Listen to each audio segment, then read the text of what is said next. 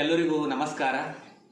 ಈಗ ನೀವೆಲ್ಲರೂ ನೋಡ್ತಿರುವುದು ನನಗೆ ಜನ್ಮ ನೀಡಿದ ಜನ್ಮದಾತೆ ನಮ್ಮ ಅಮ್ಮ. ನಮ್ಮ ಅಮ್ಮನ ಹೆಸರು ಬಾಲಮ್ಮ, ನಮ್ಮ ತಂದೆಯ ಹೆಸರು ಶಿವಪ್ಪ. ನಾವು 4 ಜನ ಅಣ್ಣ ತಮ್ಮಂದಿರು, 2 ಅಕ್ಕಂದಿರು.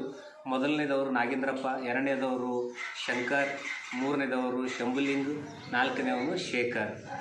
ಮೊದಲನೇ ಅಕ್ಕ ಲಕ್ಷ್ಮಿ, ಎರಡನೇದವರು ಸುಶೀಲಮ್ಮ.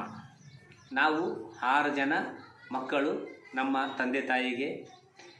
ಇವರು ಕಷ್ಟ ಕಾಲದಲ್ಲಿ ಹೊಲದಲ್ಲಿ ಕೆಲಸ ಮಾಡಿ ನಮ್ಮೆಲ್ಲರಿಗೂ ತುಂಬ ಚೆನ್ನಾಗಿ ಸಾಕಿದ್ದಾರೆ. ಅದೇ ರೀತಿ ನಾವು ಕೂಡ ನಮ್ಮ ಕರ್ತವ್ಯವನ್ನು ನಿಭಾಯಿಸಬೇಕು. ತಂದೆ ತಾಯಿಗಳಿಗೆ ದೇವರಂತೆ ನೋಡಿಕೊಳ್ಳಬೇಕು. ನಾವು ಅಲ್ಲಿ ಇಲ್ಲಿ ಸುತ್ತಾಡ್ತೀವಿ, ದೇವರಂತ. ನಿಜವಾದ ದೇವರುಗಳು ನಿಮ್ಮ ಮನೆಯಲ್ಲೇ ಇರ್ತಾರೆ. ಅದೇ ರೀತಿ ಎಲ್ಲರೂ ನಿಮ್ಮ ತಂದೆ ತಾಯಿಗಳಿಗೆ ಚೆನ್ನಾಗಿ ನೋಡಿಕೊಳ್ಳ್ರಿ. ನೀವು ಅವ್ರಿಗೆ ಚೆನ್ನಾಗಿ ನೋಡ್ಕೊಳ್ಬೇಕು.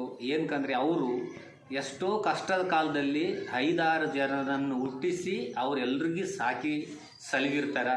ನಾವೆಲ್ಲ ಏನು ಮಾಡ್ತೀವಿ, ಮದುವೆ ಆಯ್ತಪ್ಪ ಅಂತಂದರು ನಮ್ಮ ಹೆಂಡ್ರಿಗೆ ಮಕ್ಕಳಿಗೆ ತೊಗೊಂಡು ಬೇರೆ ಹೋಗ್ತೀವಿ. 5-6 ಜನ ಮಕ್ಕಳಿದ್ರೂ ಕೂಡ ಒಬ್ಬ ತಂದೆಗೆ ತಾಯಿಗೆ ನೋಡ್ಕೊಳ್ಳೋಕ್ಕಾಗಲ್ಲ. ಅದೇ ತಂದೆ ತಾಯಿ 6 ಜನ ಮಕ್ಕಳಿಗೆ ಸಲಿವಿ ಅವರು ಮದುವೆ ಮಾಡಿ ಒಳ್ಳೆಯದು ಕೆಟ್ಟದ್ದು ಎಲ್ಲ ಮಾಡ್ತಾರೆ.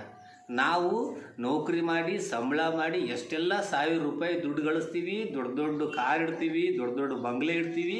ತಂದೆ ತಾಯಿಗಳಿಗೆ ನೋಡ್ಬೇಕಂದ್ರೆ ಆಗ್ತಾಯಿಲ್ಲ. ಅದು ಯಾಕಂತ ಗೊತ್ತಾಗ್ತಾ ಇಲ್ಲ.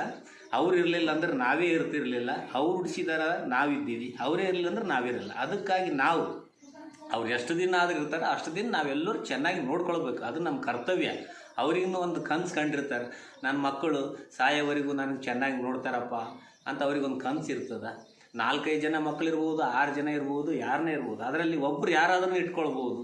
ಈ ಕಾಂಪಿಟೇಷನ್ ಅಲ್ಲಿ ಹೋಗಿರು, ಇಲ್ಲಿ ಮಾಡು, ಅಲ್ಲಿರು ಅಂತ ಅವ್ರಿಗೆ ಅನಾಥರಾಗಿ ಮಾಡ್ತಾ ಇದ್ದೀವಿ. ಅನಾಥ ಆಶ್ರಮಗಳು ತುಂಬ ಜಾಸ್ತಿ ಆಗ್ಲತ್ತವ. ಇದಕ್ಕೆ ಕಾರಣ ಮಕ್ಕಳೇ ಕಾರಣ. ಅನಾಥ ಆಶ್ರಮ ಹೆಚ್ಚು ಯಾಕೆ ಆಗ್ಲತ್ತವ ಅಂತಂದ್ರೆ ತಂದೆ ತಾಯಿಗೆ ನೋಡ್ಕೊಳ್ಳೋಕ್ಕಾಗಲ್ಲ. ಇದು ಅದಕ್ಕೆ ಅನಾಥ ಆಶ್ರಮಗಳು ಆಗ್ಲತ್ತವ. ಎಷ್ಟು ದಿವಸ ತಂದೆ ತಾಯಿ ಇರ್ತಾರಂದ್ರೆ ಅವರಿಗೆ ಚೆನ್ನಾಗಿ ನೀವು ನೋಡ್ಕೊಳ್ಬೇಕು, ನಾವು ನೋಡ್ಕೊಳ್ಬೇಕು. ಅದು ನಮ್ಮ ಕರ್ತವ್ಯ ಅಂಥೇಳಿ ನಾನು 2 ಮಾತು ಮುಗಿಸ್ತೇನೆ. ಜೈ ಹಿಂದ್.